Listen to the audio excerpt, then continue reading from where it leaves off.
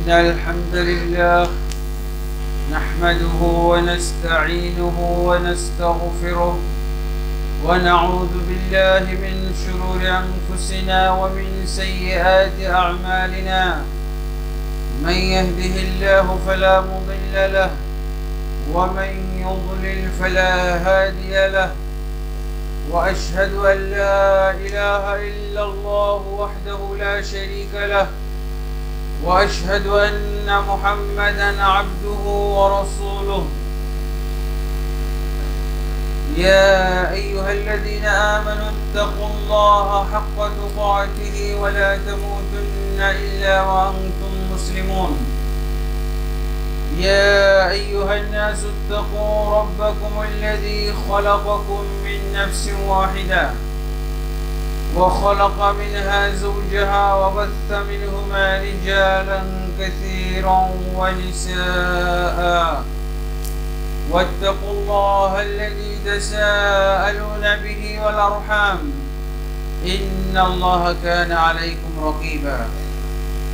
يا أيها الذين آمنوا اتقوا الله وقولوا قولا سديدا يصلح لكم أعمالكم ويغفر لكم ذنوبكم، ومن يطع الله ورسوله فقد فاز فوزا عظيما.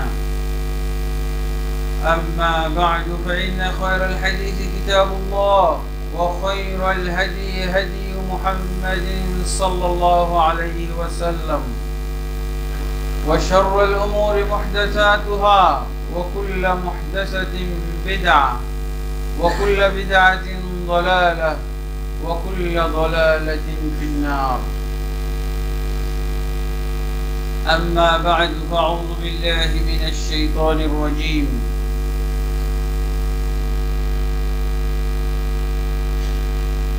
وما خلقت الجن والإنس إلا ليعبدون ما أريد منهم من رزق وما أريد أن يطعمون إن الله هو الرزاق ذو القوة المتين.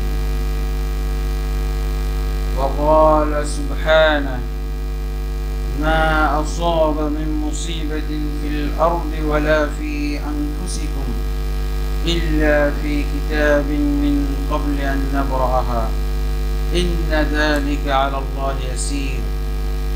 لكي لا تأسوا على ما فاتكم ولا تفرحوا بما آتاكم والله لا يحب كل مختال فخور. وقال سبحانه: وخلق كل شيء فقدره تقديرا. وقال سبحانه: إنا كل شيء خلقناه بقدر. وقال النبي صلى الله عليه وسلم: الإيمان أن تؤمن بالله وملائكته وكتبه ورسله واليوم الآخر وتؤمن بالقدر خيره وشره.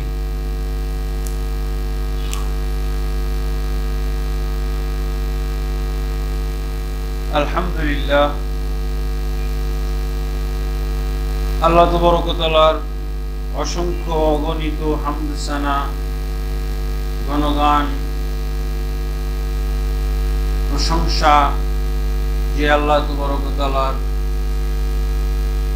ফজল ও করমে আমরা বগুড়ার এই ঐতিহ্যবাহী ঐতিহাসিক বাড়িধারা জামে মসজিদে সালাতুল জুমা আদায় করার জন্য আসার তৌফিক লাভ করেছি।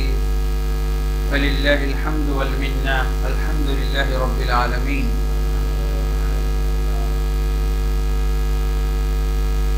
আজকে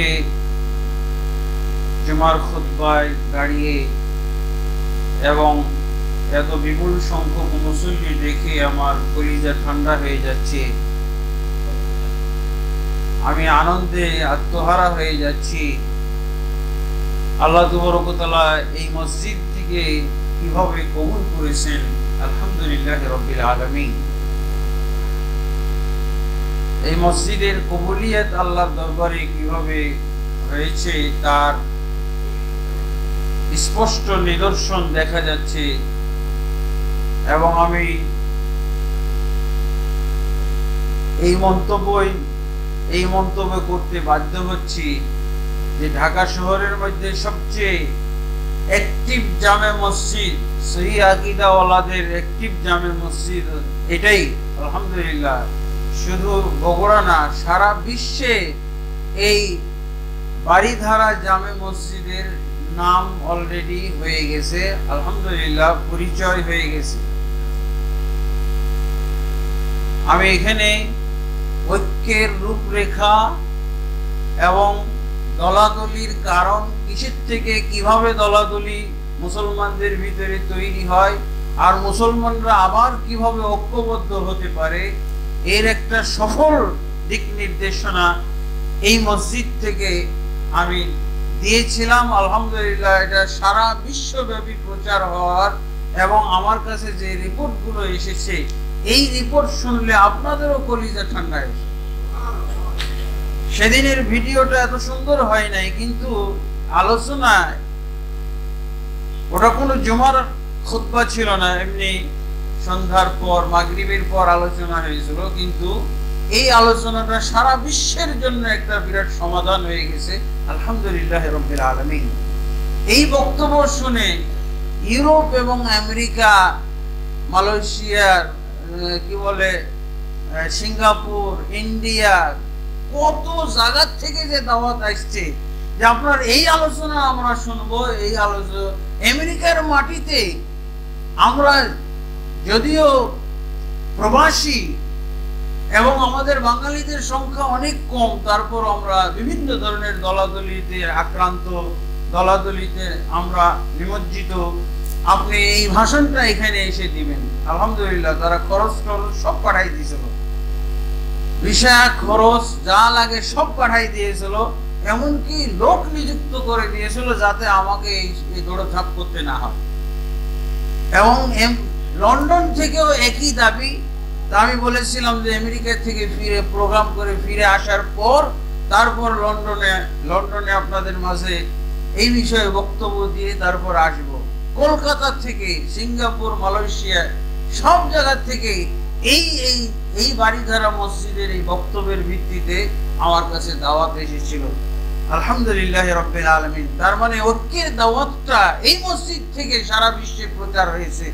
বাঙালি মুসলমানদের ভিতরে, বিভিন্ন দলাদলিতে আক্রান্ত মুসলমানদের ভিতরে এই বক্তব্য পৌঁছে যাওয়ার পর তারা এই বক্তব্যটাকে দলাদলি থেকে মুক্ত হওয়ার জন্য এবং ঐক্যবদ্ধ হওয়ার জন্য একটা বিরাট এবং সফল দিক নির্দেশনা হিসেবে তারা গ্রহণ করেছে এবং মেনে নিয়েছে, যার প্রমাণ হলো আমার কাছে এইরকম সারা বিশ্ব থেকে দাওয়াত আসা। আলহামদুলিল্লাহ, এই সেই মসজিদ আজকে আমি সচক্ষে দেখতেছি। সেই দিনের উপস্থিতিতে আর আজকের উপস্থিতি আসমান জমির পার্থক্য। আলহামদুলিল্লাহ, আমার মনে হচ্ছে এই 8 তলায়ও কুলাবে না, যেভাবে আল্লাহ তাবারক ওয়া তাআলা এই মসজিদটাকে কবুল করেছেন। আলহামদুলিল্লাহ রাব্বিল আলামিন। আজকে আমাকে জুমার খুতবায় যে বিষয়ের উপরে আলোচনা করার জন্য অনুরোধ করা হয়েছে সেটা হলো তাকদীর বিষয়। নাকি ইমাম সাহেব? তাকদীরের উপরে আলোচনা। তাকদীর আপনারা বুঝেন তো? বাংলায় আমরা বিভিন্ন ভাবে তরজমা করে থাকি, বলে থাকি ভাগ্য, নিয়তি ইত্যাদি। আসলে কোরআন এবং সুন্নাহর দৃষ্টিতে তাকদীর কি জিনিস, তাকদীরের প্রতি ঈমান কিভাবে আনতে হবে, তাকদীরের সাথে আমি কিভাবে চলবো, তাকদীর আমার জীবনের কিভাবে সমাধান হইতে পারে, এই বিষয়গুলো ইনশাআল্লাহ আমরা আজকে জানার চেষ্টা করব। তাকদীরও একটা মুসলমানদের জন্য একটা জটিল একটা বিষয়। এই জটিল বিষয়টা যেন আমাদেরকে আল্লাহ তাবারক ওয়া তাআলা সহজ করে দেন, এরকম কোরআন এবং সুন্নাহর ইলম দ্বারা আল্লাহ তাবারক ওয়া তাআলা আমাদেরকে উপকৃত করেন, যাতে করে তাকদীর বিষয়ক আমাদের বিভিন্ন ধরনের জটিলতা, বিভিন্ন ধরনের সংশয়, সন্দেহ, প্রশ্ন, এগুলোর জন্য আজকে আমরা সমাধান এবং একটা সুরাহা পেয়ে যাই। আল্লাহ তাবারক ওয়া তাআলার কাছে তৌফিক কামনা করি, আল্লাহ যেন আমাকে এর মাধ্যমে এর উপরে ইলমে নাফি, উপকারী ইলম পরিবেশন করার তৌফিক দান করেন। আপনারাও আমার জন্য দোয়া করবেন, আল্লাহ তাবারক ওয়া তাআলা যেন আমাকে উপকারী ইলম প্রচার করার তৌফিক দান করেন। আল্লাহুম্মা আমিন। এখানে তাকদীর যে বিষয়টা আমরা সহজে বুঝবো, তাকদীর শব্দের অর্থ হলো পরিমিত, পরিকল্পিত, সাজানো গোছানো, হ্যাঁ, এরকম বিষয়। তাকদীর শব্দের অর্থ হলো নির্ধারণ। এই শব্দগুলো, এই শব্দটার আমরা তরজমা বুঝলেও অনেকটা সমাধান হয়ে যাবে। তাকদীর অর্থ হলো প্ল্যান, এস্টিমেট, পরিকল্পনা, সাজানো গোছানো। আল্লাহ তাবারক ওয়া তাআলা যে এই বিশাল মখলুক রাজি তৈরি করেছেন, এই মখলুক রাজিকে আল্লাহ তাবারক ওয়া তাআলা পরিকল্পিতভাবে, প্ল্যান মোতাবেক, সাজানো গোছানো অবস্থায় সৃষ্টি করেছেন, নাকি এলোমেলো, এলোপাথাড়ি, অপরিকল্পিত, কখন কি ঘটবে এরকম ভাবে সৃষ্টি করেছেন? আমরা এই যে মসজিদটা বানাইতেছি, এর জন্য পরিকল্পনা করা হয়েছে না? এর জন্য ইঞ্জিনিয়ার নিয়োগ করা হয়েছে না? এর জন্য অভিজ্ঞ ইঞ্জিনিয়ার নিয়োগ করা হয়েছে। সেই ইঞ্জিনিয়ার এই বিল্ডিংটা আগে পরিকল্পনা করেছে, এটা আগে তার ব্রেনে উপস্থিত করেছেন, বুঝেছেন, আগে জ্ঞানের ভিতরে, তার ব্রেনের ভিতরে এটাকে সাজিয়েছেন, তারপরে কলম দিয়ে অঙ্কন করেছেন, এরপরে এর বাজেট নির্ধারণ করেছেন। হ্যাঁ, কিভাবে হবে? এই পরিকল্পনার বাইরে কিছুই হবে না। দরকার হলে উনি আপনাদেরকে কাগজে দেখাই দিবে এই বিল্ডিংটা কেমন, দেখার তৈরি হওয়ার আগেই আপনাকে দেখাই দিতে পারবে, কাগজের মধ্যে দেখাই দিবে, ঠিক একবারে এই মসজিদ 8 তলা আপনাকে দেখাই দিবে। এটাকে বলা নকশা, প্ল্যান, এস্টিমেট, পরিকল্পনা, হ্যাঁ, ডিজাইন। এই হলো তাকদীর শব্দের অর্থ হলো। আল্লাহ যে এই বিশ্ব জগৎটাকে তৈরি করেছেন, আসমান, জমিন, সমুদ্র, নদী, নালা, পাহাড়, পর্বত, এবং এই আসমান জমিনের মধ্যে যত মাখলুক আছে, সমস্ত মাখলুককে যে আল্লাহ তাবারক ওয়া তাআলা সৃষ্টি করেছেন একটা প্ল্যান অনুযায়ী, পরিকল্পনা অনুযায়ী, এটা আমরা বিশ্বাস করি কিনা, এটার নামই হলো তাকদীর। এবং ডিটেইলস, আরশ, কুরসি, আসমান, জমিন, লৌহ কলম, এবং এর ভিতরে যত মাখলুকাত আছে, ছোট্ট একটা মাখলুক আমরা মানুষ, জিনজাতি, ফেরেশতা, সব কিছু পরিকল্পনা মোতাবেক আল্লাহ তাবারক ওয়া তাআলা তৈরি করেছেন। এটার নাম হলো তাকদীর। আরবি হলো এই কথাগুলোর আরবি হলো তাকদীর। আমরা হয়তো খুব সংকীর্ণ ভাবে তাকদীর শব্দের অর্থ বুঝে থাকি। বুঝা গেছে? এত বড় বিশ্ব, এই বিশ্বের ভিতরে এত মাখলুকাত, এই মাখলুকাত গুলো কিভাবে চলবে, কিভাবে পরিচালিত হবে, এর প্ল্যান, প্রোগ্রাম, এর এস্টিমেট এবং এর সব কিছুই ডিটেইলস, এটার নামই হলো তাকদীর। আল্লাহু আকবার। তাকদীর শব্দটা এই হুবহু এই শব্দে বিভিন্ন আয়াতে পাওয়া যাবে। আমরা তো অনেকেই সূরা ইয়াসিনের সাথে খুব পরিচিত, বুঝেছেন? যেমন আল্লাহ বলছেন ওয়াশ-শামসু তাজরি লিমুস্তাকাররিন লাহা যালিকা তাকদীর আল আজিজিল আলিম। বুঝছেন? এই যে তাকদীর, সূর্য চলতেছে তার নির্দিষ্ট পথে, তার নির্দিষ্ট পথে সূর্য চলতেছে, যালিকা তাকদীর। আল্লাহ বলছে এটা হলো তাকদীর। কার তাকদীর? আল আজিজিল আলিম, যিনি হলেন পরাক্রমশালী মহাজ্ঞানী, তার তাকদীর এটা। সূর্যটা সুনির্দিষ্ট কক্ষপথে সুনির্দিষ্ট নিয়মে চলছে না, আল্লাহ বলছে এটার নাম হলো তাকদীর। তারপরে বলছে ওয়াল কামারা কাদ্দারনাহু মানাজিলা। তাকদীর শব্দের অর্থ হলো, ফেল হলো কাদ্দারা, আর চন্দ্রকে, চন্দ্রর জন্য আল্লাহ তাবারক ওয়া তাআলা বিভিন্ন মঞ্জিল, তার স্টেশন, কক্ষপথ আল্লাহ তাবারক ওয়া তাআলা তাকদীর করে দিয়েছেন।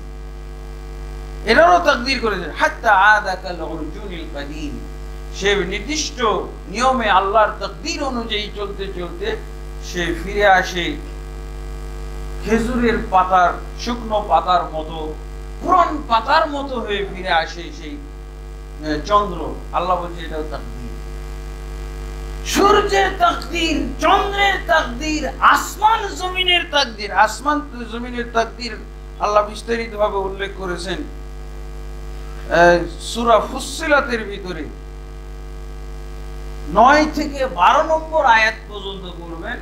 আসমান এবং জমিন এবং আসমান জমিনের মধ্যে যা কিছু আল্লাহ তাবারক ওয়া তাআলা সৃষ্টি করেছেন নির্দিষ্ট দিনে, এবং আসমান জমিনের মধ্যে পাহাড়, পর্বত এবং খাদ্য দ্রব্য, বিভিন্ন মাখলুক, এগুলো সবকিছুর বর্ণনা দেওয়ার পর আল্লাহ বলছেন যালিকা তাকদীরুল আজিজিল আলিম। এটা হলো আজিজুল আলিমের তাকদীর। আমরা তাকদীর বলতে শুধু সংকীর্ণ একটু কথা বুঝে থাকি, কি মানুষের সাথে সংশ্লিষ্ট ভাগ্যের ব্যাপার না, এত ছোটখাটো বিষয় না, এটা অনেক ছোটখাটো বিষয়। আপনি যেটা চিন্তা করতেছেন এত সংকীর্ণ বিষয় না। তাকদীর হলো মহা, এই যে জগতের আল্লাহ তাবারক ওয়া তাআলা যা কিছু সৃষ্টি করেছেন সবকিছু যে পরিকল্পিত ভাবে চলতেছে, আল্লাহ একটা প্ল্যান আগে তৈরি করেছেন, সেই মোতাবেক চলবে, চলতে থাকবে, একেবারে তার প্রলয় দিবস পর্যন্ত কিভাবে চলবে এর সুনির্দিষ্ট চিত্র, ছক, প্ল্যান, প্রোগ্রাম, পরিকল্পনা যে আল্লাহ গ্রহণ করেছেন, এইটার নাম হলো তাকদীর।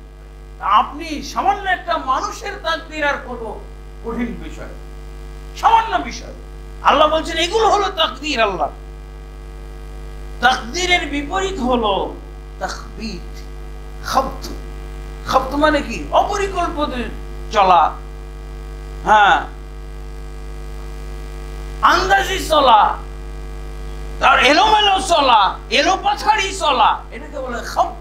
আবার আরেকটা আছে ফৌদা, আরবিতে, আধুনিক আরবিতে বলে ফৌদা। ফৌদা মানে হলো মানে বিশৃঙ্খলা।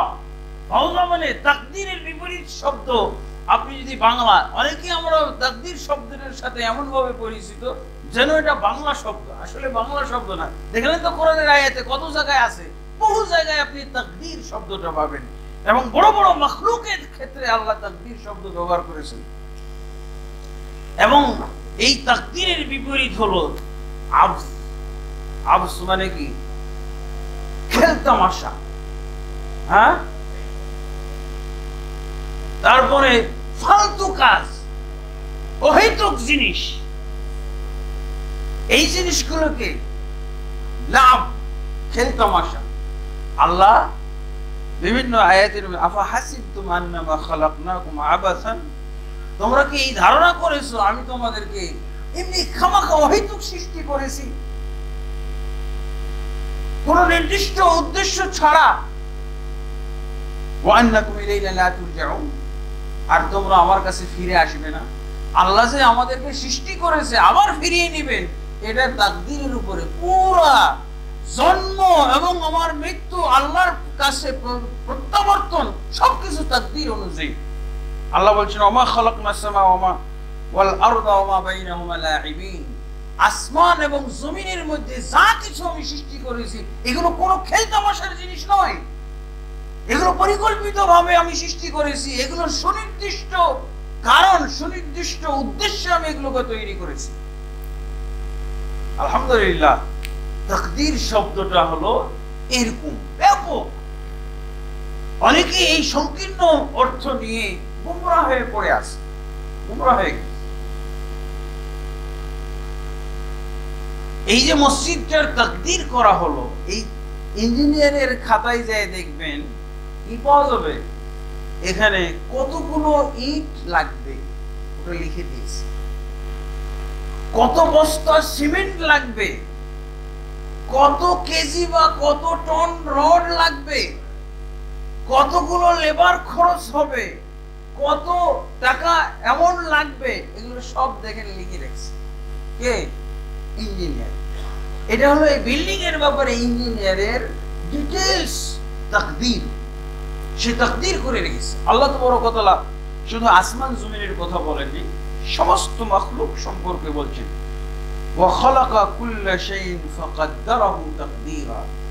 আল্লাহ সব জিনিসকে সব কিছুকে সৃষ্টি করেছেন এবং কাদ্দারাহু তাকদীরা, এবং এগুলোকে একটা নির্দিষ্ট পন্থা পদ্ধতি এবং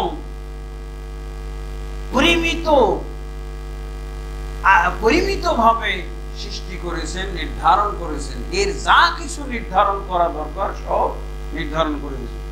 ইন্না কুল্লা শাইইন খালাকনাহু বিকদর, নিশ্চয়ই আমরা সব কিছুকে সৃষ্টি করেছি পরিমিত পরিকল্পিতভাবে। সবকিছু যখন বললো, কি তাহলে অপরিকল্পিতভাবে আছে? আল্লাহর কোনো মাখলুক নাই। এখন মানুষের ব্যাপারে আমরা কি বলবো? রাসূলুল্লাহ সাল্লাল্লাহু আলাইহি ওয়াসাল্লাম আমাদেরকে বিভিন্ন হাদিসের ভিতরে তাকদীরের গুরুত্ব তুলে ধরেছেন। যেমন হাদিসে জিবরিলটা অত্যন্ত প্রসিদ্ধ একটা হাদিস। ইবনে ওমর এবং ওমর বাপ বেটা দুজনেই বর্ণনা করেছেন হাদিসে জিবরিল। এই হাদিসে জিবরিলের মধ্যে দিনের আইটেমগুলো, মৌলিক যে আইটেম দিনের বিষয়গুলো সব উল্লেখ করা হয়েছে। ইসলাম সম্পর্কে ইসলামের আইটেমগুলো কি, ঈমান সম্পর্কে ঈমানের আইটেমগুলো কি, ইহসান সম্পর্কে, কিয়ামতের আলামত সম্পর্কে, বিভিন্ন বিষয় সম্পর্কে আলোচনা করা হয়েছে এই হাদিসে জিবরিলের মধ্যে। তার ভিতরে ঈমান সম্পর্কে জিবরিল আলাইহিস সালাতু ওয়াস সালাম আল্লাহ রাসূলকে জিজ্ঞেস করেছেন, ইয়া রাসূলুল্লাহ আখবিরনি আনিল ঈমান, ঈমান সম্পর্কে আমাকে অবহিত করুন। তখন রাসূলুল্লাহ সাল্লাল্লাহু আলাইহি ওয়াসাল্লাম ঈমান সম্পর্কে বলতে যে ঈমানের বিষয়গুলো, ঈমানের আইটেমগুলো আল্লাহ রাসূল এক এক করে উল্লেখ করেছেন। আনতুমিনা বিল্লাহি, তুমি আল্লাহর প্রতি ঈমান আনবে, ওয়া মালাইকাতিহি ওয়া কুতুবিহি ওয়া রাসূলিহি ওয়াল ইয়াউমিল আখিরি ওয়াল কদরি খাইরিহি ওয়া শাররিহি। আল্লাহ রাসূল সাল্লাল্লাহু আলাইহি ওয়াসাল্লাম বললেন যে আল্লাহর প্রতি ঈমান আনবে, ফেরেশতাদের প্রতি, কিতাব সময়ের প্রতি, রাসূলের প্রতি এবং আখিরাতের প্রতি। তারপরে বললেন 6 নম্বরে তাকদীরের প্রতি ঈমান আনবে, খাইরিহি ওয়া শাররিহি, এর ভালো এবং মন্দ উভয় দিকটা তুমি বিশ্বাস করবে।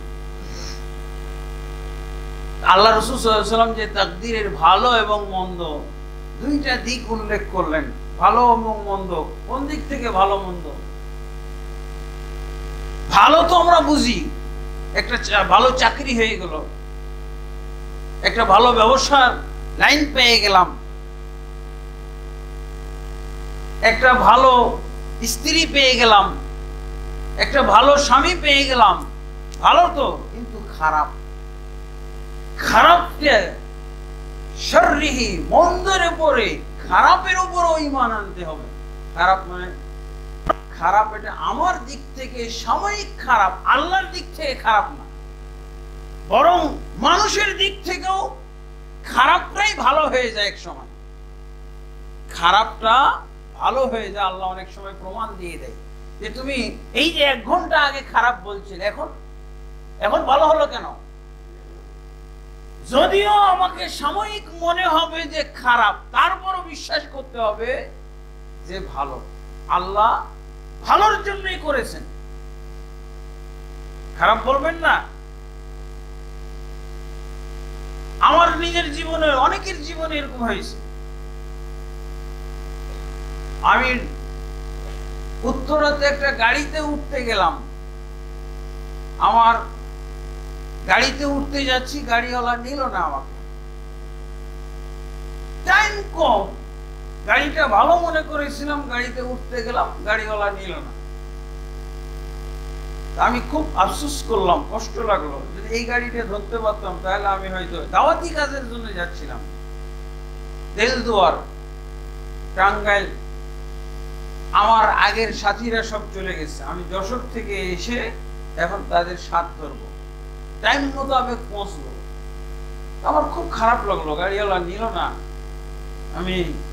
আমার এত প্রয়োজন, এবং তাও দাওয়াতি কাজে আমি যাইতেছি, প্রোগ্রাম ধরার জন্য নিল না, খুব খারাপ লাগলো। 2 ঘন্টা পরে এই খারাপ লাগাকে এমন ভাবে আল্লাহ ভালো লাগিয়ে দিলেন, আল্লাহু আকবার, কল্পনাই করা যায়। দেখি ওই গাড়িটার প্যাসেঞ্জার গুলো সব বের করে আনতেছে, লাশ বের করতেছে, রাস্তার নিচে পড়ে গেছে, রাস্তা অনেক নিচে পড়েছে গাড়িটা। ওখান থেকে আহত এবং নিহতদেরকে বের করে টেনে টেনে বের করতেছে। আমি পরের গাড়িতে উঠলাম, এই পরের গাড়িতে আহত লাশ, কিছু আহত ব্যক্তিদেরকে উঠানো, রক্তাক্ত অবস্থায়। আল্লাহু আকবার। আল্লাহ রাসূল সাল্লাল্লাহু আলাইহি ওয়াসাল্লাম খাইরিহি ওয়া শাররিহি, তাকদীরের ভালো এবং মন্দ উভয়টার উপর বিশ্বাস করো। উভয়টা আল্লাহর পক্ষ থেকে ভালো। আমার দৃষ্টিতে আমি যদি এই দৃশ্যটা না দেখতাম, খারাপই থেকে যেত, এই মন্দই থেকে যেত। কিন্তু এই মন্দ আল্লাহ আমাকে নিজেই দেখাই দিলেন, এই মন্দটা ভালো হয়ে গেল। এরকম তো আমি হয়তো ঘুমিয়ে থাকলে এই দৃশ্য দেখতে পাইতাম না, পার হয়ে চলে যেতাম, আমি তো টেরই পাইতাম না, ওই খারাপ মনে করেই থাকতাম। তাহলে খারাপ হলো কিনা? তারপর আল্লাহ বলছেন রাসূলুল্লাহ সাল্লাল্লাহু আলাইহি ওয়াসাল্লাম বিশ্বাস করো। তাকদীরের প্রতি, তাকদীরের ভালো এবং মন্দ উভয়টাকে বিশ্বাস করতে বলা হয়েছে মিনাল্লাহ, এবং এটা আল্লাহর পক্ষ থেকে নির্ধারিত। এটা কি এমনি হয়েছে নাকি আমি বেঁচে যাব আর এই বাসের যাত্রীরা মরে যাবে, অনেকে আহত হবে, হ্যাঁ, এই গাড়িতে উঠলে আমার দাওয়াতি কাজ আর হইতো না? এটা আল্লাহ তাকদীর করে দিয়েছে। আল্লাহু আকবার। কিন্তু আমি জানি না দেখেই আফসোস করি, আক্ষেপ করি, রাগ করি, গুসা হই, এমনকি আল্লাহকে অনেক সময় গালাগালি করি। নাউযুবিল্লাহ। রাসূলুল্লাহ সাল্লাল্লাহু আলাইহি ওয়াসাল্লাম এই ব্যাপারে বলছেন যে তাকদীরের ভালো এবং মন্দ উভয়টাকে বিশ্বাস করতে হবে, এটা হলো ঈমানের একটা অংশ। এবং ইবনে ওমর রাদিয়াল্লাহু আনহু যে হাদিসে জিবরিল বর্ণনা করেছেন, উনি বলছেন যখন প্রথম তাকদীর অবিশ্বাসকারী লোকের জন্ম হলো বাসরা, ইরাকের বাসরা এলাকায়, তখন ইবনে ওমরের কাছে যখন সংবাদ পৌঁছলো, উনি তখন মক্কাতে 2 ব্যক্তি এসে সংবাদ দিল যে আমাদের এলাকায় একজন পণ্ডিতের আবির্ভাব হয়েছে। এক পণ্ডিত, মাবাদ আল জুহানি তার নাম। সেই পণ্ডিত বলতেছে আল্লাহ কাদারা, তাকদীর বলতে কিছু নাই, আল আমরু উনুফ, সব বিষয় নতুন করে তৈরি হয়, সব বিষয় নতুন করে তৈরি হয়, এটার পূর্ব কোনো নির্ধারণ বলে কিছু নাই, এটা আজকে ঘটতেছে বাস। এমনকি এরা বলে যে আল্লাহ জানে না, যখন ঘটে এরপর আল্লাহ জানে, আর এরপর আল্লাহ লেখে। নাউযুবিল্লাহ। এদেরকে বলা হয় কাদারিয়া, মানে 72 ফিরকা যারা জাহান্নামে যাবে, জাহান্নামে তাকদীর সম্পর্কে, তাকদীরের ব্যাপারে দুইটা জাহান্নামী দল, তাকদীরকে কেন্দ্র করে দুইটা দল জাহান্নামের ইন্ধন হয়েছে।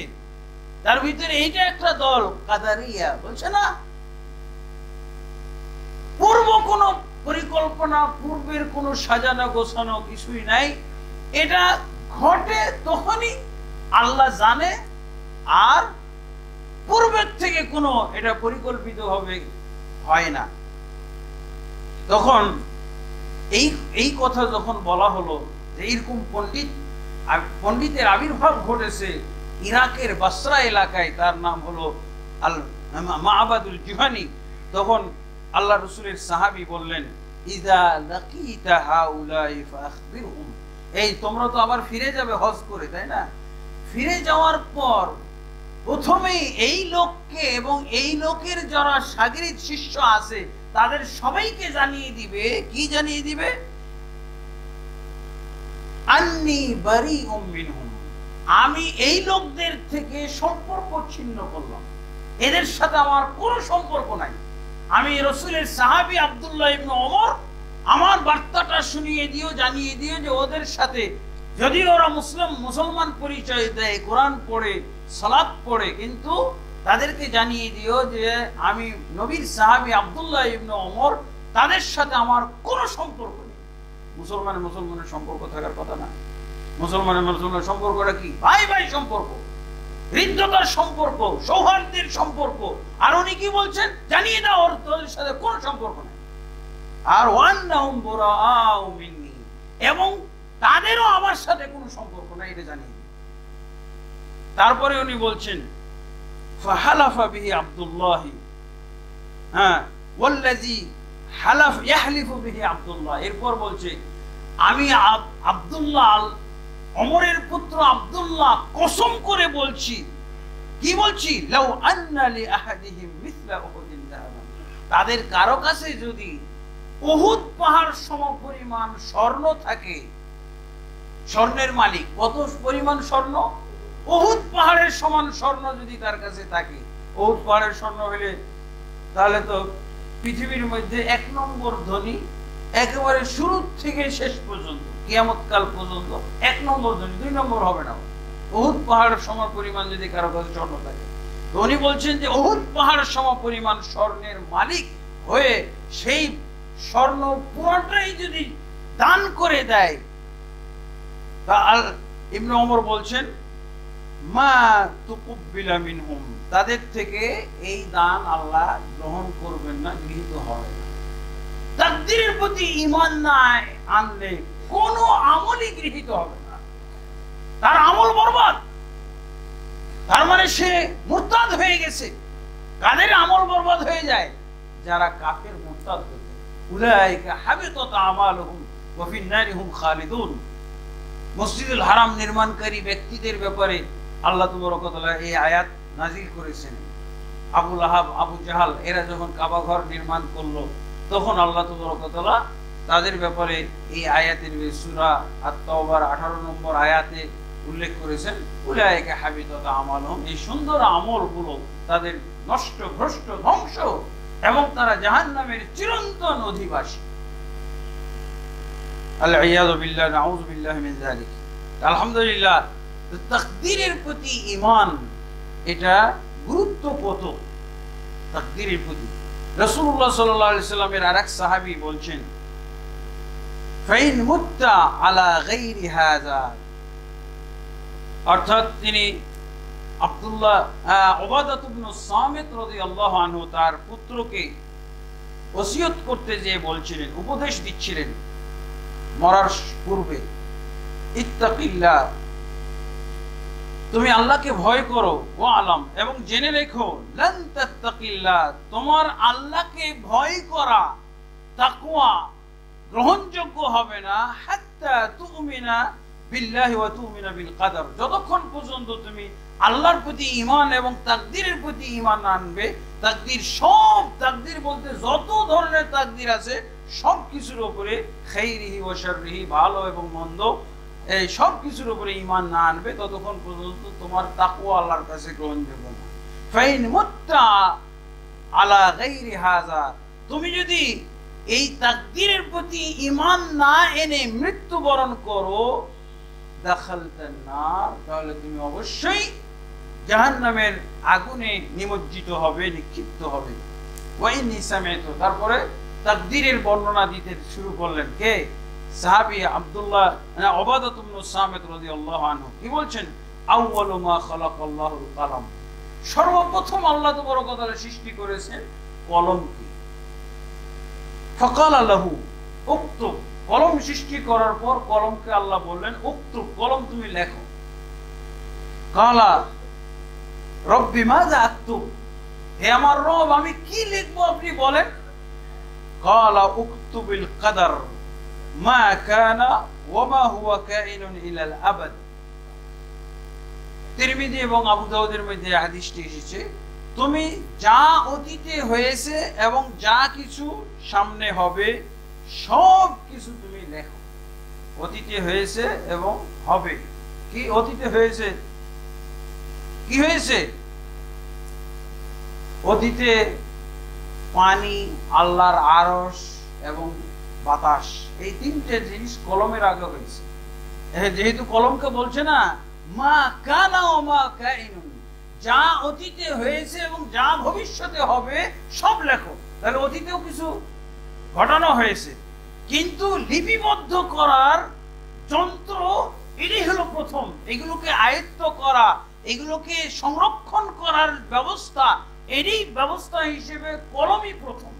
কিন্তু সৃষ্টিগত দিক থেকে কলম প্রথম না, এর আগে আরো তিনটে জিনিস, আরশ, আল মা, রিহ, আরশ, পানি এবং হাওয়া এবং আল্লাহর আরশ। আল্লাহর আরশ পানির উপরে ছিল এক সময়, আর পানিটা হাওয়ার উপরে ভাসমান ছিল। দেখেন না, হাওয়াতে মেঘ ঘুরে, মেঘ উড়ে বেড়ায় কোথায়? পানি। পানি উড়ে বেড়ায় কোথায়? হাওয়া। এবং এই হাওয়া বিভিন্ন জায়গায় পানিকে নিয়ে যায় এবং বর্ষায়। এই তিনটা জিনিস কলমকে আল্লাহ বললেন মা কানা ওয়া মা ইয়াকুন, যা হয়েছে এবং যা ভবিষ্যতে হবে এগুলো সব লিপিবদ্ধ করো। আবু দাউদের বর্ণনায় পাওয়া যায় যে ইলা ইয়াউমিস সাআ, কিয়ামত কাল পর্যন্ত যা হবে সব তুমি লিপিবদ্ধ করো। এরপরে যা কিছু হবে, এরপরে আরেক বর্ণনায় আবু দাউদের বর্ণনায় বলছেন ইয়া বুনাইয়া, হে আমার সন্তান, প্রিয় সন্তান, ইন্নাকা লান তাজিদা তা'মা হাকিকাতাল ঈমান, নিশ্চয়ই তুমি ঈমানের স্বাদই পাবে না যতক্ষণ পর্যন্ত তুমি এই বিশ্বাস পোষণ না করবে আন্নামা আসাবাকা, তুমি যা পেয়েছো, তোমার ভাগ্যে যা জুটেছে, লাম ইয়াকুন লিইখতিআকা, এটা তোমার থেকে ছুটে যাওয়ার কোনো সম্ভাবনা ছিল না। তুমি যা পেয়েছো এটা পাওয়ারই ছিল, এটা পাবেই তুমি, এটা ছুটে যাওয়ার কোনো সম্ভাবনা নেই।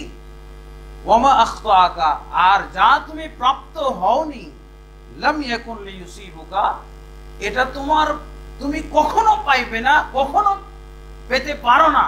যা তোমার জন্য ছুটে গেছে এটা তোমার আল্লাহ তাকদীরে লিখে রেখেছেন। সামি'তু রাসূলুল্লাহ, এরপরে তিনি বললেন আমি রাসূল সাল্লাল্লাহু আলাইহি ওয়াসাল্লামকে বলতে শুনেছি কলম সৃষ্টি করেছেন। কলমকে বললেন তুমি আগের এবং পিছের সবকিছু লেখো, মাকাদিরা কুল্লি শাইইন, সব কিছুর তাকদীর তুমি লেখো। আলহামদুলিল্লাহ। এরপর আব্দুল্লাহ ইবনে আমর ইবনে আস রাদিয়াল্লাহু আনহুর বর্ণিত একটা হাদিস, সেখানে মুসলিম এবং তিরমিজিতে তো এসেছে ইন্নাল্লাহা কাতাবা মাকাদিরাল খালকি, নিশ্চয়ই আল্লাহ তাবারক ওয়া তাআলা সৃষ্টি করেছেন মাখলুকের তাকদীর সমূহ। মাখলুকের তাকদীর সমূহ, খালায়েক, সমস্ত মাখলুকাতের তাকদীর সমূহকে আল্লাহ লিপিবদ্ধ করেছেন ক্বাবলা আন ইয়াখলুকাস সামাওয়াতি ওয়াল আরদ, আসমান সমূহ এবং জমিন সৃষ্টি করার 50,000 বছর আগে। আসমান সৃষ্টি করার, জমিন সৃষ্টি করার 50,000 বছর আগে আল্লাহ কি করেছেন? তাকদীর সৃষ্টি করেছেন, তাকদীর করেছেন। তার মানে আসমান সৃষ্টি হয়নি, জমিনও সৃষ্টি হয়নি, আসমান জমিনের মধ্যে যত মখলুক আছে কোনো কিছুই সৃষ্টি হয় নাই। সব কিছুর আগে আল্লাহ কি করেছেন? আল্লাহ তাকদীর করেছেন, পরিকল্পনা করেছেন। আসমান জমিন কত হবে, কয় স্তর হবে, জমিনে কি কি মখলুক থাকবে, অসংখ্য মখলুক জমিনের মধ্যে থাকবে। প্রথম আসমান, দ্বিতীয় আসমান, তৃতীয়, চতুর্থ, পঞ্চম, ষষ্ঠ, সপ্তম আসমানে কি কি থাকবে, কত মখলুক থাকবে, এবং এই মখলুকের ডিটেলস সব মখলুকের ডিটেলস তো আমরা বলতে পারবো না। আমাদের যেমন ডিটেলস, মানুষের ডিটেলস, কতগুলো মানুষ তৈরি হবে, কতগুলো কাফের হবে, কতগুলো মুসলমান হবে, এক এক ব্যক্তি কতগুলো ভালো কাজ করবে, কতগুলো খারাপ কাজ করবে, আর কতগুলো তার অঙ্গ প্রত্যঙ্গ হবে, সে ব্যবসা করবে না সে চাকরি করবে, সে ইসলামী লাইনে লেখাপড়া করবে নাকি জেনারেল লাইনে লেখাপড়া করবে, সে পেশায় সফল হবে না সে পেশায় ব্যর্থ হবে, সে মুসলিম হবে না নাস্তিক হবে, এগুলো সব কিছু আল্লাহ লিখে রেখেছে। এর নাম হলো ডিটেইলস, মাকাদির। তাকদীরের বহু বচন হলো মাকাদির, মাকদুরের বহু বচন হলো মাকাদির। বুঝেছেন? সব ডিটেইলস লিখে রেখেছেন আল্লাহ তাবারক ওয়া তাআলা। হ্যাঁ, তো আল্লাহ তাবারক ওয়া তাআলা যে তাকদীর আমাদের জন্য নির্ধারণ করেছেন, এই তাকদীরের কিন্তু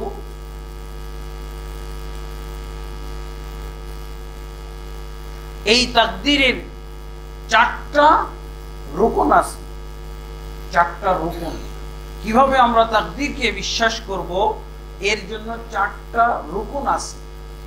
এই রুকনগুলোর মাধ্যমে আমাদেরকে তাকদীর বিশ্বাস করতে হবে।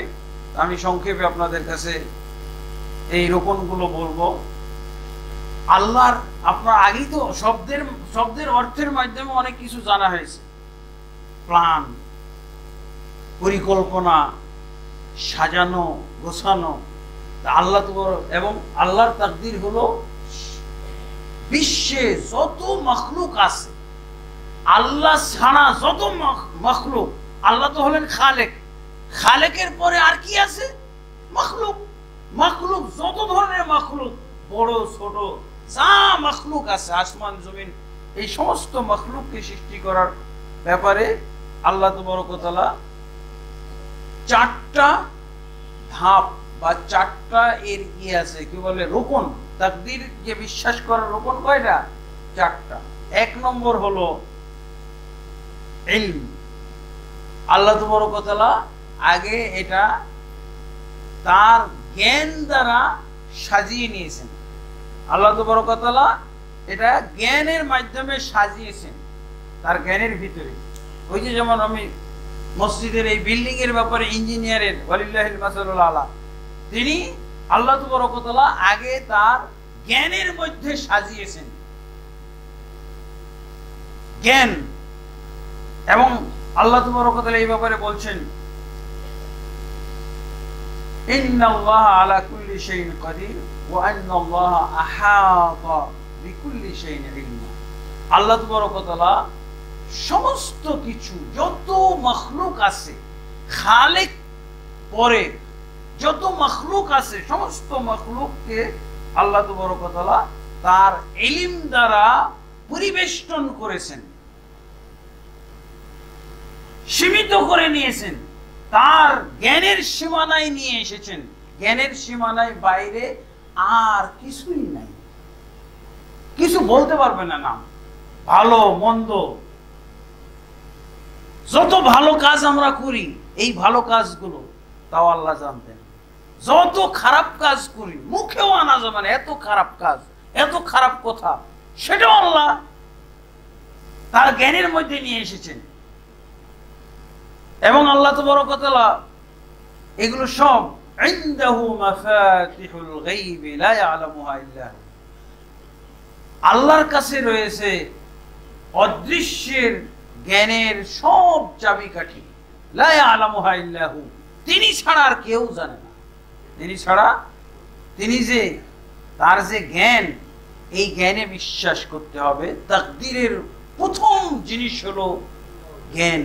আল্লাহ তার জ্ঞানের মাধ্যমে ইলমের ভিতরে সব সাজিয়ে নিয়েছেন।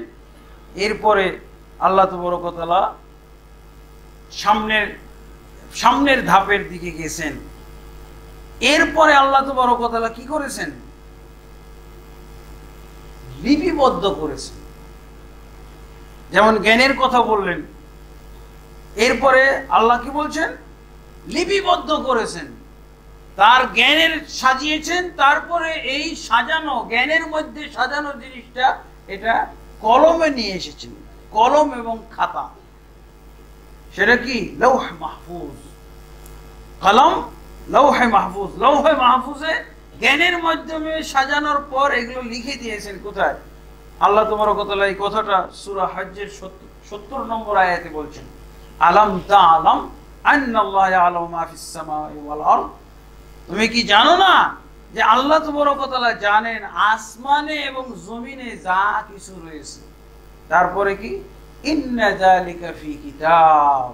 দ্বিতীয় ধাপটা কি? এগুলো সব হলো কিতাবের ভিতরে লিপিবদ্ধ করা হয়েছে। ইন্না যালিকা আলাল্লাহি ইয়াসির, নিশ্চয়ই এগুলো আল্লাহর জন্য খুবই সহজ ব্যাপার। এই হাদিসেরই তাফসীর বা এই আয়াতের তাফসীর হিসেবে রাসূলুল্লাহ সাল্লাল্লাহু আলাইহি ওয়াসাল্লাম হাদিসে বলেছেন, মুসলিম শরীফের হাদিস, আব্দুল্লাহ ইবনে আমর ইবনে আস, যে হাদিসটা আমরা কিছুক্ষণ আগে শুনাইলাম, কাতাবাল্লাহু মাকাদিরাল খালায়েক। এটা হলো দ্বিতীয় ধাপ। ইলমে সাজিয়েছেন, জ্ঞানের মাধ্যমে, জ্ঞানের ভিতরে এগুলো সাজিয়েছেন, তারপরে লিপিবদ্ধ করেছেন। আর কি? তিনি কিভাবে লিপিবদ্ধ করেছেন? আসমান জমিন সৃষ্টি করার 50,000 বছর আগে তিনি সমস্ত মাখলুকাতের ডিটেইলস তিনি লিপিবদ্ধ করেছেন। এই খতিব সৃষ্টি করার জন্য কি কি লাগবে, তার কতগুলো অঙ্গ প্রত্যঙ্গ হবে, সে কবে কোন তারিখে খুতবা দিবে, এবং খুতবায় কয়টা কথা বলবে, খুতবার কি উপকার হবে, কি অপকার হবে, সব এগুলো ওই দিন 50,000 বছর আগে লেখা হয়েছে।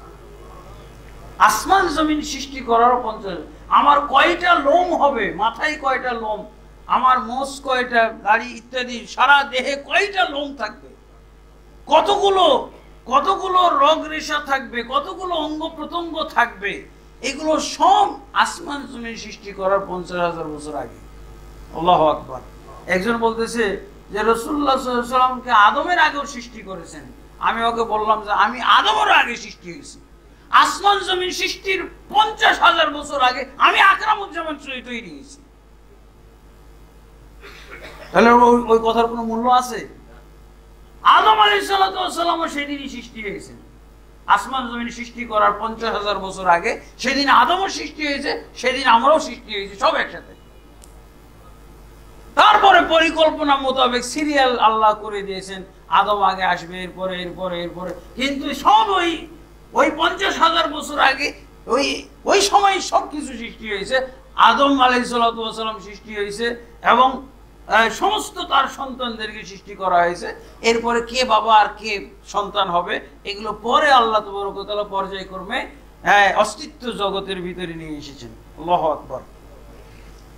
এরপরে তৃতীয় স্তর হলো আল্লাহর ইলম, তারপরে আল্লাহর লিখনি, নির্ধারণগুলো তাকদীর কিভাবে হয়, কয় পর্যায়ে আসে, তারপরে লিখনি, এরপরে আল্লাহ তাবারক ওয়া তাআলার ইচ্ছা।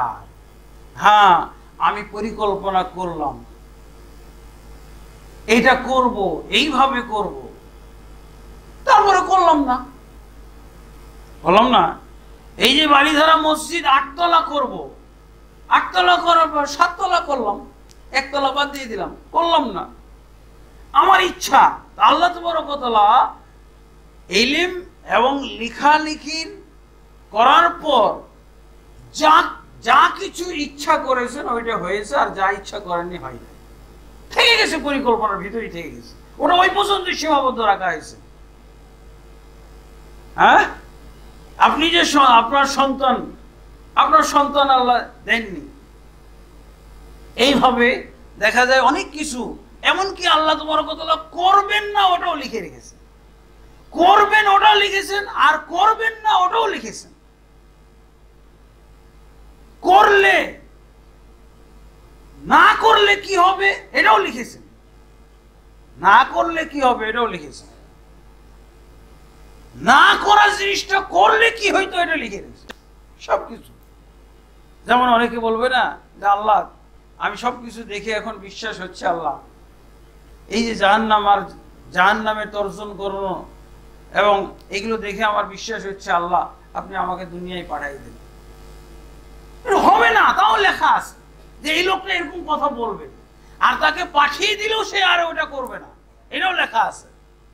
হবে না, হলেও যা হবে তা, এত ডিটেইল সবকিছু আপনি কল্পনার বাইরে। যা হবে না তাও আল্লাহ লিখে রেখেছেন, যা হবে তাও লিখে রেখেছেন। এখন এরপরে যা চান সেটাই কেবল হয়। যেমন কোরআনের বিভিন্ন আয়াতে বলছে ওয়ারাব্বুকা ইয়াখলুকু মা ইয়াশা, তোমার রব পরিকল্পনা খাতায় আছে কিন্তু বাস্তবে নাই। আল্লাহ ওটাই লিখে রেখেছেন, একে বাস্তবতা দিব না, এর অস্তিত্ব থাকবে না, এ শুধু খাতায় থাকবে। এই জন্য বলছে ওয়ারাব্বুকা ইয়াখলুকু মা ইয়াশা, তোমার রব সৃষ্টি করে থাকেন যা তিনি চান, ওয়া ইখতার এবং যা তিনি ইখতিয়ার করেন, নির্বাচন করেন। ওয়া ইয়াফআলুল্লাহু মা ইয়াশা, সূরা কাসাস 68 নম্বর আয়াত। ওয়া হুয়াল্লাযী ইউসাউবিরুকুম ফিল আরহামি কাইফা ইয়াশা, আল্লাহ তোমাদেরকে চিত্র দান করেন মায়ের পেটের ভিতরে যেভাবে ইচ্ছা তিনি চান। দেখা যায় বিভিন্ন চিত্র হয়, ছেলে হয়, মেয়ে হয়, ফর্সা হয়, কালো হয়, দেখা যায় আকার আকৃতি পরিপূর্ণ হয়, আকার আকৃতি অপূর্ণ হয়, বিকলাঙ্গ হয়, ইত্যাদি হয়। হ্যাঁ, অনেক সময় দেখা যায় যে অন্য মখলুক হয়ে যায়, গরু বাছুর হয়ে যায়, অন্য কিছু সাপ হয়ে যায়, হ্যাঁ পশু হয়ে যায়।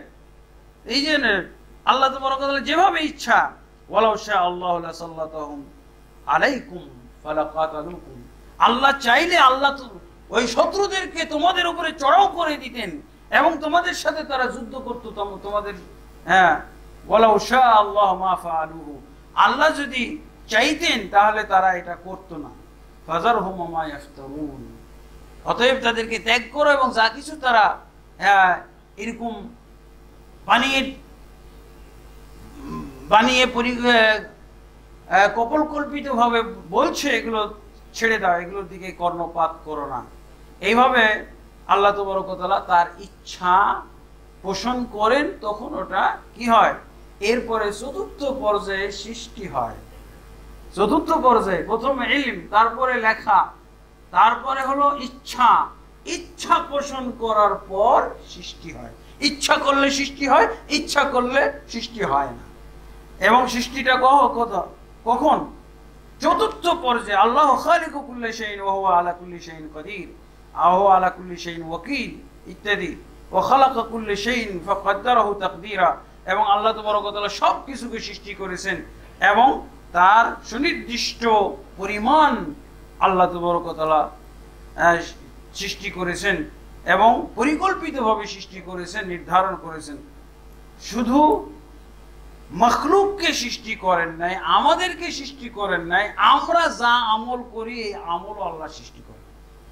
আল্লাহ বলছেন সূরা সাফফাতের 96 নম্বর আয়াত, আল্লাহু খালাকাকুম ওয়া মা তা'মালুন, আল্লাহ তোমাদেরকে সৃষ্টি করেছেন আর তোমরা যে আমল করো এই আমলগুলোকে সৃষ্টি করেছেন।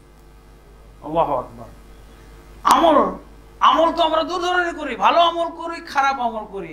ভালো আমল করি এটাও আল্লাহ সৃষ্টি করেছেন, আর খারাপ আমল করি এটাও আল্লাহ সৃষ্টি করেছেন। তাহলে এই যে এই কথাগুলো আসতেছে, ভালো আমল করলো আল্লাহ সৃষ্টি করেছেন, এটা আপনাকে যদি আপনি যদি বিশ্বাস না করেন তাহলে আপনার উপর একটা প্রশ্ন আসবে, আচ্ছা ভালো কাজগুলো আল্লাহ সৃষ্টি করলেন, খারাপগুলো তাহলে সৃষ্টিকর্তা কি? জবাব কি দিবেন? তাহলে আরেকজন সৃষ্টিকর্তা দরকার আছে না? নাউযুবিল্লাহ। কিন্তু আল্লাহ ছাড়া কোনো সৃষ্টিকর্তা নেই। এই কথাটা যদি ঠিক রাখতে চান, এই কথাটা যদি আপনি বিশ্বাস করেন, তাহলে কি করতে হবে? বান্দার ভালো এবং মন্দ সব কাজই আল্লাহ সৃষ্টি করেছেন। সবকিছু সৃষ্টিকর্তা, সৃষ্টি কোনো কিছু কোনো একটা মাখলুকের সৃষ্টিকর্তা আল্লাহ ছাড়া নেই। আছে? রাসুশ শাররি আশ-শায়তান, সবচেয়ে মন্দ যত দুনিয়াতে খারাপ আছে, খারাপের মধ্যে প্রধান খারাপ কি জানেন? শয়তান, ইবলিস। আপনি জিনাকে খারাপ বলতেছেন, আপনি সুদ, ঘুষ, শিরক, কুফরি, নিফাক এগুলোকে খারাপ বলতেছেন। হ্যাঁ, এগুলো কে করায়? ইবলিস করায়। একেও তো আল্লাহ সৃষ্টি করেছেন, একে আল্লাহ সৃষ্টি করেননি।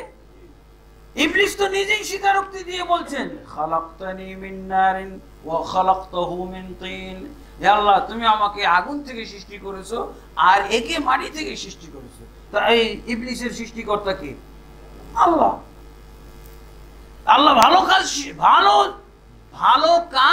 ভালো কাজ সম্পাদনকারী এবং ভালো কাজগুলো আল্লাহ সৃষ্টি করেছে, এবং সব মন্দ কাজ সম্পাদনকারী এবং মন্দ কাজও আল্লাহ সৃষ্টি করেছেন।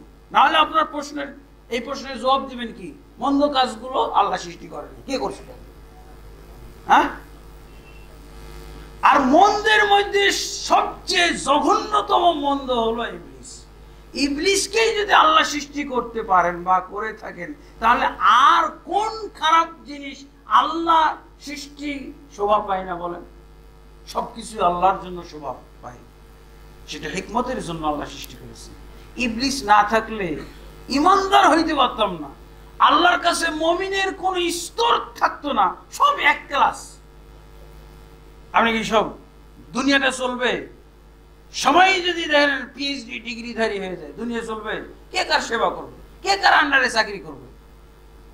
তাই না? সব অচল হয়ে যাবে। আমি দুনিয়াতে বিভিন্ন স্তর পাই না। আপনার এই যে ময়লা সাফ কে করে দিবে? মাস্টার ডিগ্রি সার্টিফিকেট হোল্ডার এসে করে দিবে? পিএইচডি ডিগ্রিওয়ালা করে দিবে?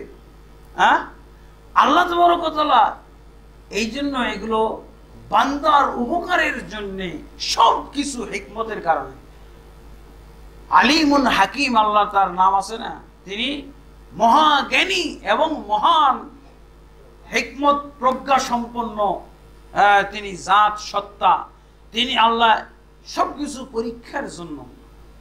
আমাদের দুনিয়াতে পরীক্ষার ব্যবস্থা আছে না?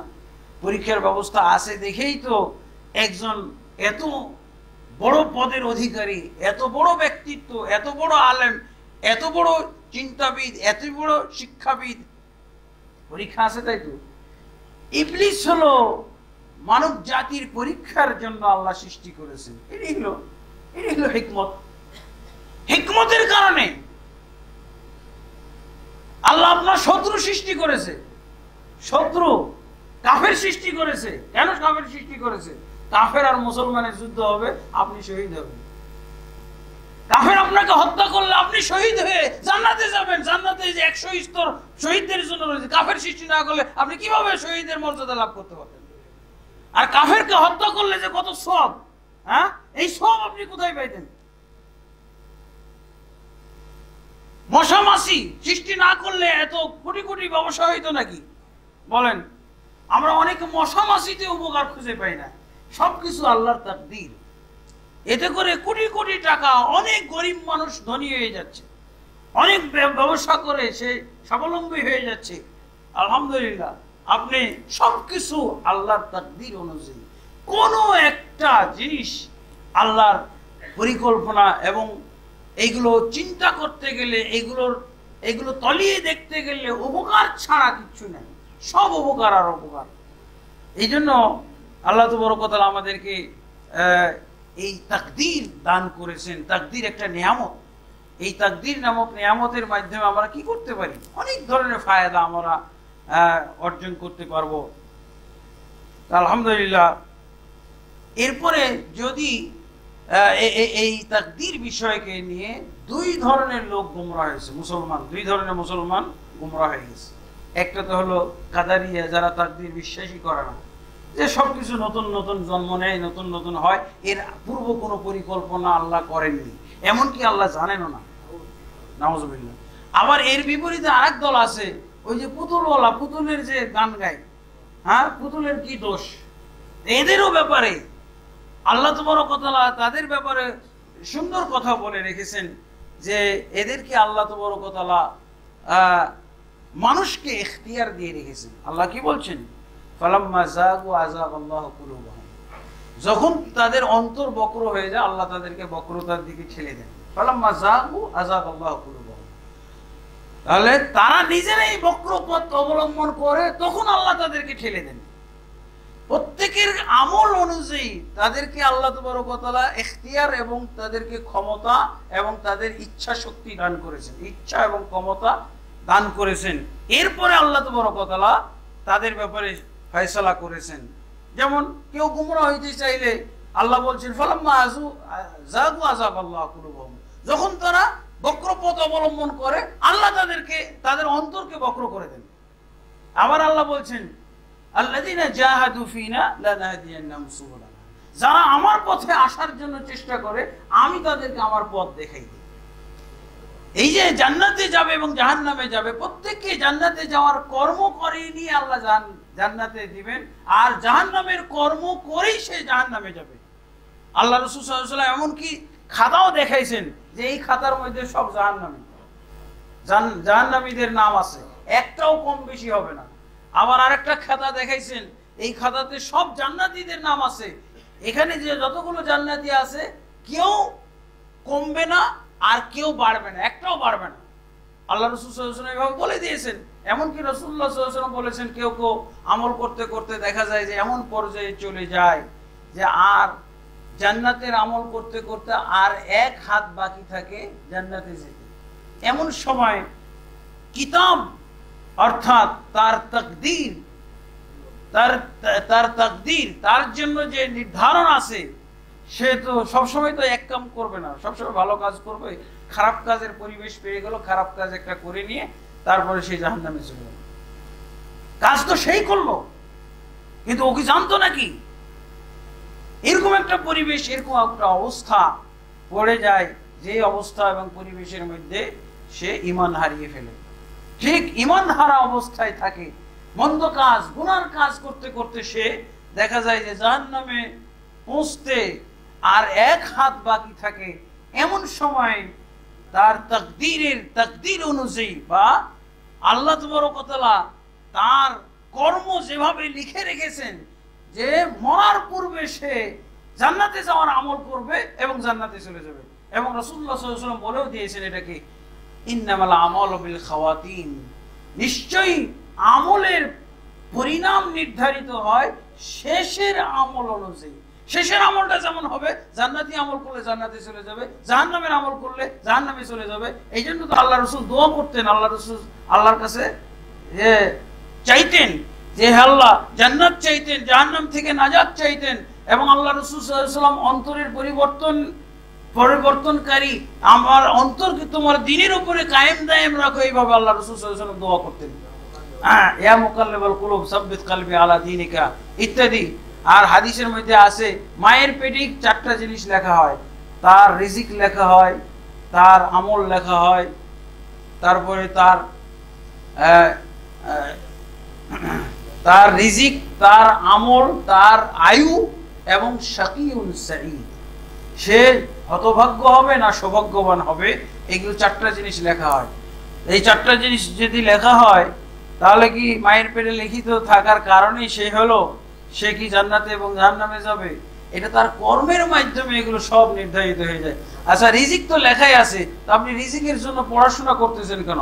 ডাক্তারি লাইনে পড়লে বেশি, ডাক্তারি লাইনে পড়লে রিজিক বেশি পাওয়া যাবে, ব্যবসা লাইনে পড়লে ব্যবসা ভালো করা যাবে। আপনার রিজিক তো নির্ধারিত, আপনি এগুলো করতেছেন কেন? তাহলে আপনার আমলটাও খালি আমল বাদে সব জায়গায় দৌড়ঝাঁপ আছে। আমলের ক্ষেত্রে বলে যে আমার তাকদিরে যা আছে ওইটাই যখন হবে আর আমি আমল করবো না, কিন্তু রিজিকও তো লেখা আছে, রিজিকের জন্য দৌড়ঝাঁপ কেন করতেছেন আপনি? আপনার জীবনটাও তো লেখা আছে, আপনি কতদিন বাঁচবেন, কিন্তু এই বাঁচার জন্য এত দৌড়ঝাঁপ কেন? এত টাকা খরচ করেন কেন? আমেরিকায় যান কেন আপনি? আর আমলের জন্য তখন অজুহাত খুঁজেন, আমার আমল তো জাহান্নামে যাইতে হলে জাহান্নামে আমল করে কি লাভ? আলহামদুলিল্লাহ, এই জন্য সবকিছু নির্ধারণ, কিন্তু তিনটা জিনিস আমরা বিশ্বাস করি না। আবার রিজিকের জন্য ঠিকই দৌড়াচ্ছি, বাঁচার তাগিদে আমরা ঠিকই দৌড়াচ্ছি, আর বাঁচার তাগিদে ঠিকই দৌড়াচ্ছি, আবার দেখা যায় যে শিক্ষা দীক্ষা আমি সবই করে যাচ্ছি। হ্যাঁ, শুধুমাত্র আমলের ক্ষেত্রে আমার প্রশ্ন, আমি শাকিউ না সাঈদ, এই ব্যাপারে আমার দৌড়ঝাঁপ আছে। আমি ভাই হতভাগ্য হইতে চাই না, আমি সৌভাগ্যবান হয়ে থাকতে চাই। হ্যাঁ, সৌভাগ্যবান হওয়ার জন্য আমার দৌড়ঝাঁপ আছে। শুধু একটা পয়েন্টে মুসলমানদের ভিতরে মানে কথা, যে আমল আমি ভালো, আমার জাহান্নামে যদি নাম লেখা থাকে তো জাহান্নামে তো যাবই, তাহলে আমল করে কি লাভ? জান্নাতে যাওয়ার যদি হয় তাহলে জান্নাতে তো যাবই। তাহলে আল্লাহ তো আপনাকে ভালো কাজ করতে বলেছেন, ভালো কাজ করলে জান্নাত, আর খারাপ কাজ নিষেধ করেছেন, খারাপ কাজ করলে আপনি জাহান্নামে যাবেন।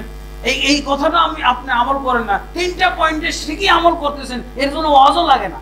ওয়াজ করতে হয় কিন্তু আমলের পয়েন্টে ওয়াজ লাগে। তো আমি জাহান্নামে আমার নাম লেখাতে হলে তো জাহান্নামে যাবে, আর জান্নাতে নাম লেখাতে হলে তো জান্নাতে যাবে। তাহলে ফিমাল আমল, কি জন্য আমল করব? আপনি যেই জন্য রিজিকের কথাটাও লেখা আছে, আপনার হায়াত মওতের কথাও লেখা আছে, আপনি সৌভাগ্যবান হবেন না হতভাগ্য হবেন এটাও তো লেখা আছে। কিন্তু এই তিনটা পয়েন্টে দৌড়ান তো, এই 3 পয়েন্টে দৌড় সব দেখা যায়, কিন্তু আমলের ক্ষেত্রে এরকম দৌড়ান না কেন? আপনি আমলও দৌড়াইতে হবে। ওই 3টা বিশ্বাস করেন না, হাদিস বিশ্বাস করেন না, আপনি নিজ দায়িত্ব গ্রহণ করেছেন, আর এই পয়েন্টে আমলের পয়েন্টে আপনি বলতেছেন আমল করে কি লাভ? জান্নাতে যাওয়ার হলে জান্নাতে যাবই, জাহান্নামে যাওয়ার হলে জাহান্নামে। আপনি যে জাহান্নামের কাজ করতেছেন, জাহান্নামে তো অবশ্যই যাবেন। আপনি কি জানেন আপনার ভাগ্য আল্লাহ জাহান্নামীদের মধ্যে লিখেছেন না আপনার জান্নাতীদের মধ্যে লিখে রেখেছেন? যদি আপনার জানা থাকে, কেউ আপনাকে জানিয়ে দিতে পারে, তাহলে আপনি সিদ্ধান্ত নিতে পারবেন আমলের ক্ষেত্রে আপনি করবেন কি করবেন না। অন্যথায় ওই 3টা পয়েন্টে যেভাবে দৌড়ঝাঁপ করেন, আপনি আমলের ক্ষেত্রে ওইভাবে দৌড়ঝাঁপ করেন। সৎ আমলগুলো করেন আর অসৎ আমল যত আছে সবগুলো বর্জন করেন, তবেই আপনি তাকদীরের প্রতি বিশ্বাসী হলেন। অন্যথায় তাকদীর নিয়ে আপনি তামাশাকারী হইলেন। যদি আপনি আমলের ক্ষেত্রে সৎ আমল বেছে না করেন এবং অসৎ আমলগুলো বর্জন না করেন, তাহলে আপনি তাকদীরের প্রতি বিশ্বাসী নন। আল্লাহ আমাদের সকলকে তাকদীর বুঝার তৌফিক দান করুন। আল্লাহুম্মা আমিন। আস্তাগফিরুল্লাহ লি ওয়া লাকুম ওয়া লিসাইরিল মুসলিমিন ফাস্তাগফিরুহু ইন্নাহু হুয়াল গফুরুর রহিম।